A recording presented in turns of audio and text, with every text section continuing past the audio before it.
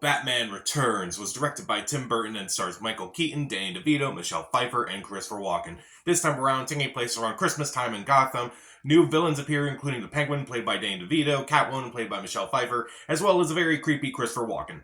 And this time around, Batman has to try to take them all down and also try to deal with his new relationship with Selina Kyle, despite the fact that, he's Batman and she's Catwoman and neither one of them knows. So this was a movie that for years was just seen as like one of the darkest movies out there. It bombed because bombed is too strong of a word. It didn't do as well because the movie was a lot darker than the first movie, which given how dark the first movie was, that's saying a lot. And it kind of led to all these changes with Batman, eventually led to Joel Schumacher taking over for Batman.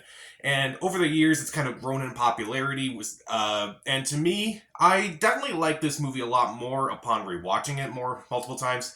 I do think there's a lot of things that in this movie that are really good, like the acting and the production values, but there are some things in this movie that I'm like, is that really necessary? But let's dive into it. So the acting overall is pretty decent. Michael Keaton doesn't really have a whole lot to do in this movie, but I think for when he was on screen, I thought he was really decent in this movie. Kind of like seeing him more as Bruce Wayne in this movie as well as Batman. Like, I felt like in the first movie, he didn't really have like a whole lot of time as Bruce Wayne. Here, he kind of has a little bit more screen time, and I think he does well with what he has. Danny DeVito is also really good in this movie as this really creepy, disgusting penguin, and I think it's like a movie that it transforms the performance. Like, his makeup transforms his performance, and you can't really tell that it's Danny DeVito underneath it at times. Michelle Pfeiffer is also really good in this movie. She's really funny as Catwoman, especially when she becomes Catwoman. And you kind of buy, like, the whole, how she's, like, not that strong in the beginning of the movie, but then, like, as she kind of grows more confident, you definitely buy her character arc a lot more. Meanwhile, Christopher Walken is just creepy as hell in this movie. He is honestly creepier than Danny DeVito or Michelle Pfeiffer in this movie. His performance is really good. He does have a lot of funny moments throughout this movie, and he's definitely very disturbing throughout this movie. And I do think the cast overall does a really decent job, mainly those four. The production design of this movie is even better than the first movie. I feel like Tim Burton was allowed to do a lot more with this movie, so maybe he was allowed to be a little more creative with Gotham in this movie. And you can definitely tell that a lot of his style is just in this movie throughout. It's just oozing with style. The makeup and the costume designs of this movie are also spectacular. Again, Danny DeVito just looked incredible as the Penguin, and almost at times, like, I couldn't really tell that was him. I knew that was him, but it's like, I really couldn't tell it was him at times. It's that good. Like, even with someone like Jack Nicholson as Joker, it's like, I still saw Jack Nicholson in there. I couldn't see Danny DeVito as Penguin after a while. And I kind of like with the movie, too, that the darker tone does work with the camp in this movie. I feel like it manages to blend different types of movies, like a darker, grittier Batman movie, and also the campiness of the movie, too. I feel like neither one really feels like it overtakes the other one, but it definitely works overall. And I do like in this movie, too, that there's like a duality with everyone where they kind of allude to it with the first movie, like, Batman versus Joker, but here pretty much everyone is, battling something about themselves, like, Batman is trying to trying to figure out himself and also try to figure out like Bruce Wayne as well. Catwoman, obviously, she has this life as Selina Kyle, and then she has to transform into Catwoman afterwards.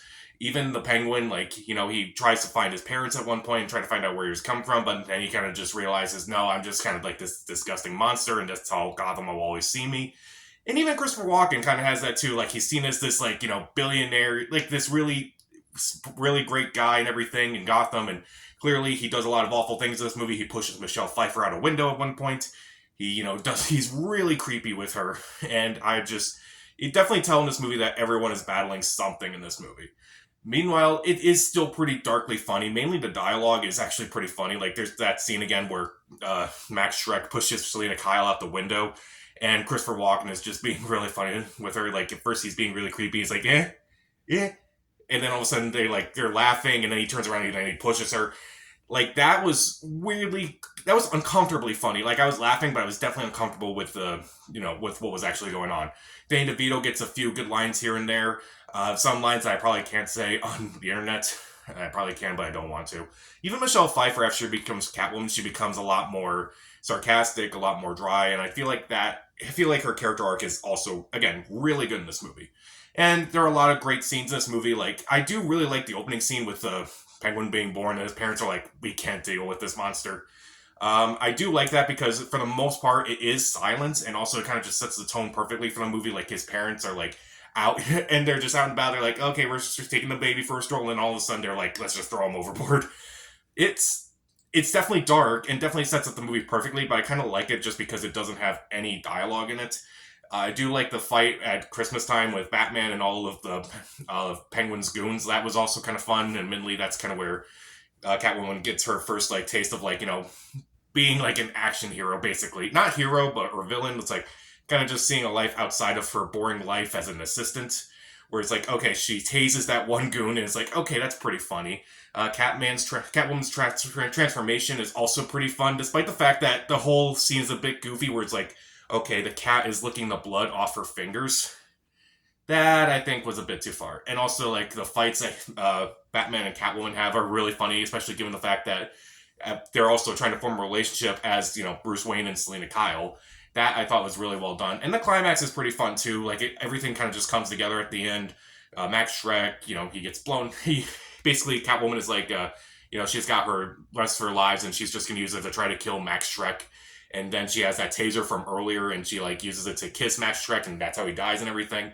It's a pretty fun climax, and also pretty sad too, with the whole Penguin being killed and everything. It's like you definitely see him as someone as a victim of like what his circumstances were, and you definitely feel something for him, despite the horrible, disgusting things that he does in this movie. So, what don't I care for about in this movie? Well, even though I think Michael Keaton does a little bit of a better job in this movie than he did in Batman, there's still not a whole lot of Bruce Wayne or Batman in this movie. Like, I was watching this again, and like at the beginning, not necessarily the beginning, but like around the time when like Penguin offers his deal to Max Schreck, and Max Schreck puts Selina Kyle out, and Selina Kyle becomes Catwoman. That's like a good 10 minutes. And Batman and Bruce Wayne do not appear in this movie whatsoever at that point. Like, there's like a huge break where it's like he doesn't appear at all. Like, even in something like, Spider-Man, Peter Parker appears throughout it. Iron Man, Tony Stark appears throughout that movie. And there's like a good solid 10 minutes at least without Batman. I'm like, this was called Batman Returns, right? Like, one of the reasons why I like the world of Gotham and Batman is that I do like the rogues gallery of villains a lot in this movie. And I feel like Tim Burton was definitely more interested in the villains than he was in Batman. And it kind of shows. Like, he's definitely has a lot on Penguin, he definitely has a lot on Catwoman, and he had a lot on Joker in the first movie. And also, even though Danny Elfman does a really good job with the score, there were times where I'm watching it where I'm like, this feels a little too similar to something. It felt a little too similar to A Nightmare Before Christmas. Granted, Nightmare Before Christmas came out after this, but this kind of felt like a test run of like what the music could have been like in Nightmare Before Christmas. And afterwards, I kind of just kept like humming to like myself some of the music from The Nightmare Before Christmas while listening to that music. And I'm like, wait, this is kind of like this movie. Oh well. And also, there's that scene where Penguin and Catwoman kind of like have a plan to take down Batman, and it's almost completely forgotten about. Like, okay, well they kind of just team up for a few scenes, and nothing else afterwards. Oh well. I mean, there's a few fights between the Bat, the Cat, and the Penguin, but other than that, not a whole lot, unfortunately. Fun scene like that scene where Danny DeVito has like he's doing shadow puppets and he makes the bat like that was fun. But other than that, it just kind of doesn't. It just doesn't lead to much, unfortunately. So I heard somewhere that Tim Burton and Michael Keaton do like Batman Returns more, and in some ways, I can definitely see why. They definitely had a lot more creative freedom with this movie than they did with the first movie.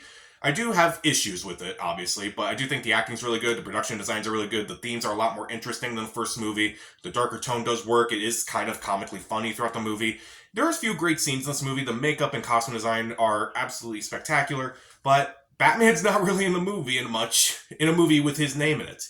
And also the score, I feel like, is not as great as the first movie, and also there are a couple of plot points where I'm like, okay, maybe you could have developed this a little bit more, but other than that, it's still worth watching. Despite its Christmas setting, you could watch it any time of year, really. I'll give Batman Returns 3 out of 4 stars. See it.